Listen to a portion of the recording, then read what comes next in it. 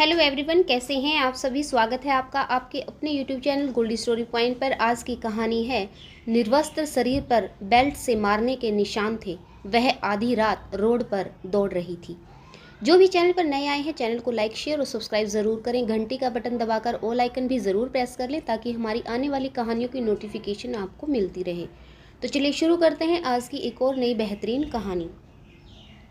यूं तो समस्याएं किसी न किसी रूप में सभी के जीवन में होती हैं, चाहे वह स्त्री हो या पुरुष। सभी को बहुत सारी कठिनाइयां झेलनी पड़ती हैं। अगर तुलनात्मक रूप से देखा जाए तो एक स्त्री का जीवन समस्याओं से ज़्यादा घिरा होता है। वह शारीरिक, मानसिक और भावनात्मक रूप से विभिन्न यातनाएं झेलती है, लेकिन चुप रहती है। यही उसकी बेबस जिंदगी है। रात के 2 बजे नीरव सन्नाटे को चीरते हुए अचानक बचाओ बचाओ की आवाज़ से कॉलोनी के 2-4 घरों की बत्तियां जल गई। लोग घर से बाहर निकल आए कि माजरा क्या है। देखा तो दंग रह गए। सिद्दीकी की बहू नगमा, जिसके तन पर एक भी कपड़ा नहीं था, बीच सड़क पर बचाओ बचाओ की गुहार लगाते हुए दौड़ रही थी। ऐसी हालत में उसे कोई रोक कर पूछ भी नहीं पा रहा था कि क्या बात हो गई। सिद्दीकी मियाँ अपने गेट पर खड़े थे, तब उनका बेटा बाहर आया और दौड़कर नगमा को रोककर चादर से उसका तन ढक दिया। नगमा थर थर कांप रही थी, पूरा विरोध कर रही थी कि उसे घर के अंदर नहीं जाना, लेकिन सलीम ने उसे समझा बुझाकर शांत करने की कोशिश की और वह खींचकर उसे घर के अंदर ले गया। फिर सिद्दीकी मियाँ ने लोगों से कहा, माफ़ करिए, आप सबकी नींद खराब हुई। नगमा को मानसिक बीमारी हो गई है, इसका इलाज चल रहा है। आप सब इस पर ध्यान न दें, सो जाएं। जब तक बात घर के अंदर रहती है तभी छुपी रहती है। सड़क पर गई तो पूरी कॉलोनी में इसकी चर्चा होने लगी। और यह तो बहुत बड़ी बात है कि रात को 2 बजे एक औरत बिल्कुल निर्वस्त्र घर से बाहर बचाओ बचाओ चिल्ला रही है। उस पर भी लोगों की नज़र उस पर ना जाए, ऐसा कैसे हो सकता है। उसके शरीर पर बेल्ट से मारे जाने के निशान भी थे। पूरी कॉलोनी की औरतों में फुसर पुसर चालू हो गई। सबका एक सुर में यही कहना था कि नगमा के साथ बहुत बुरा हुआ है। वह मानसिक रोगी नहीं है, सबसे अच्छे से बात करती है, फिर मानसिक रोगी कैसे हो गई। बात घर से निकली तो दूर तक जानी तय थी। सबकी बातों को जोड़ तोड़कर जो बातें सामने आई वह यह थी कि सिद्दीकी मियाँ रंगीन मिजाज के आदमी हैं। उनकी रंगीन मिजाजी की कहानियाँ कॉलोनी में अक्सर औरतें सुनाती हुई नज़र आती हैं। 4 साल पहले उन्होंने अपने बेटे सलीम का निकाह नगमा से किया था।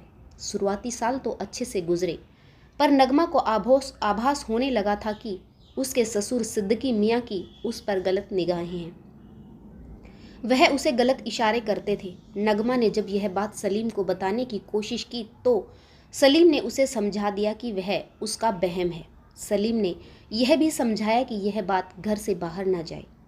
सलीम छोटा मोटा काम करता था। सिद्दीकी मियाँ ने अपनी ज़िंदगी में मोटी रकम जमा की थी, घर में उनका रुतबा था, लेकिन 65 वर्ष की आयु में भी सिद्दीकी मियाँ की रंगीन मिजाजी उफान पर थी।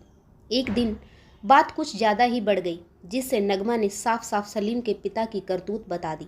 सलीम विश्वास नहीं कर रहा था कि उसका वालिद ऐसा कुछ कर सकता है। फिर सलीम बोला, अम्मी भी तो घर पर रहती हैं, उन्होंने तो कुछ नहीं कहा। नगमा फिर से बिफर पड़ी और वह बोली, मैं कमज़ोर महिला नहीं हूँ, गलत सहन नहीं करूँगी। तुम्हारी माँ कमज़ोर औरत है, तुम्हारे पिता से डरती है, इसलिए उनके खिलाफ आवाज़ नहीं उठाती। चुपचाप कोने में पड़ी सब कुछ देख समझ कर भी आंखें बंद रखती है, परंतु मैं सहन नहीं करूँगी। सलीम की माँ सिद्दीकी मियाँ से बहुत डरती थी। सिद्दीकी मियाँ के एक इशारे पर बेटे के सामने गिड़गिड़ाने लगी, बेटा, तुम्हारे अब्बू ने कुछ नहीं किया, यह झूठ बोल रही है। नगमा ऐसी बातें सुनकर अपना आपा खो बैठी और गुस्से में सलीम की माँ को मारने के लिए दौड़ी। बीच में सलीम आ गया और नगमा का हाथ पकड़ लिया।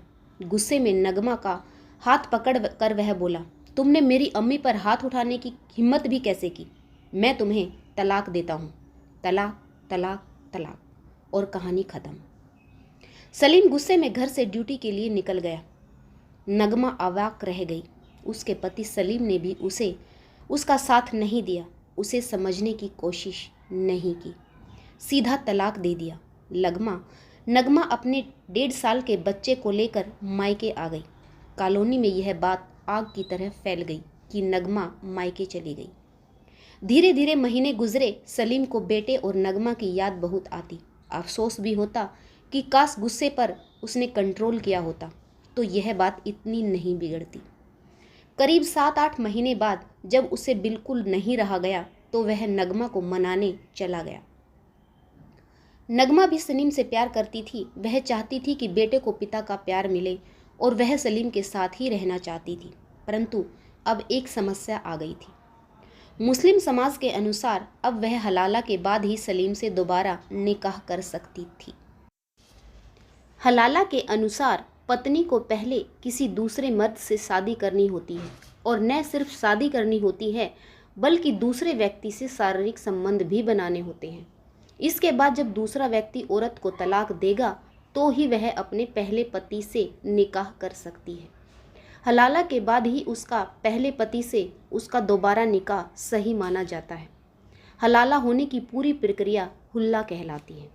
समस्या अब यह थी कि ऐसे व्यक्ति को कैसे ढूंढा जाए जो नगमा से विवाह करे और फिर उसे तलाक भी दे दे। सलीम ने अपने घर में आकर बताया कि वह नगमा से फिर से निकाह करना चाहता है। वह अपने बच्चे और नगमा को घर लाना चाहता है। यह सुनकर सिद्दीकी मियाँ के रंगीन मिजाज दिमाग में गंदगी का कीड़ा फिर से कुलमुलाने लगा। उन्होंने कहा कि नगमा से तलाक की बात किसी को पता नहीं है और कॉलोनी में भी कोई नहीं जानता कि हमारे घर में क्या हुआ है, तो बेहतर होगा कि घर की बात घर में ही रहे। नगमा का हलाला मुझसे करा दो। हलाला प्रक्रिया भी हो जाएगी और किसी को पता भी नहीं चलेगा। सलीम अपने पिता पर बहुत यकीन करता था, उनका सम्मान भी करता था। उसने उनकी बात मान ली। हालांकि शरीयत में ससुर से हलाला को हराम माना जाता है, लेकिन सुविधा अनुसार लोग धर्म को भी अपने अनुसार मोड़ लेते हैं। जब सलीम ने नगमा से कहा कि वह अपने ससुर के साथ हलाला कर ले तो उसने इसका ज़बरदस्त विरोध किया, परंतु सलीम के समझाने और बच्चे के प्यार का वास्ता देने के बाद वह मान गई। सारा काम चुपचाप तरीके से हुआ। हलाला के बाद ही सिद्दीकी मियाँ ने नगमा को तलाक दे दिया। वह दोबारा से सलीम की बीवी बन गई। पर जवान नगमा का शरीर एक बार भोगने से सिद्दीकी मियाँ की हवस जाग गई थी और वह हरदम मौके की तलाश में रहता था। एक रात उसने चालाकी से सबको नींद की गोलियां खिला दी और वह नगमा को उठाकर दूसरे कमरे में ले गया। अर्ध बेहोशी की हालत में नगमा को कुछ समझ ही नहीं आ रहा था कि सिद्दीकी मियाँ ने नगमा को निर्वस्त्र कर दिया। उसके बाद नगमा की नींद खुली तो उसने पूरी ताकत के साथ सिद्दीकी मियाँ का विरोध किया। सिद्दीकी मियाँ की उम्र हो चुकी थी, वह नगमा को काबू नहीं कर पा रहे थे। जब हैवानियत हद से ज़्यादा बढ़ गई तो उन्होंने नगमा को बेल्ट से मारना शुरू कर दिया। नगमा भी हताश चिल्ला रही थी, बचने की कोशिश कर रही थी। उसका निर्वस्त्र शरीर खून से लहूलुहान हो गया था। वह बचने की कोशिश में दरवाज़ा खोलकर बाहर रोड पर दौड़कर भागने लगी, जिससे मोहल्ले के बाकी लोग भी बाहर निकल आए। मर्द नज़रें नीची करके खड़े हो गए।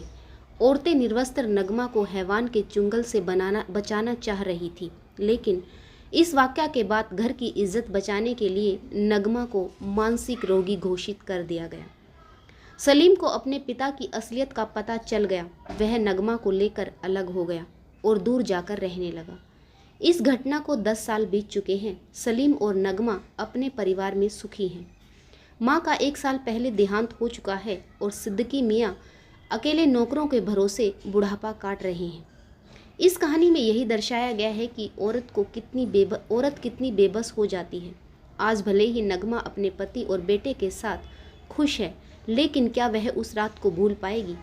क्या उसकी ज़िंदगी में जो जो घटनाएं घटित हुई वह उनको भूल जाएगी? औरतों की यही विडंबना है कि औरत ही औरत की सबसे बड़ी दुश्मन होती है। काश नगमा की सास ने अपने पति का विरोध किया होता और नगमा का साथ दिया होता तो आज सब कुछ सही होता। किसी के पास गहरे जख्म नहीं होते। आशा करती हूँ आज की कहानी आपको ज़रूर पसंद आई होगी। कहानी पढ़ने के लिए आप सभी का एक बार फिर से बहुत बहुत धन्यवाद। जय हिंद, वंदे मातरम, भारत माता की जय। जय जवान जय किसान।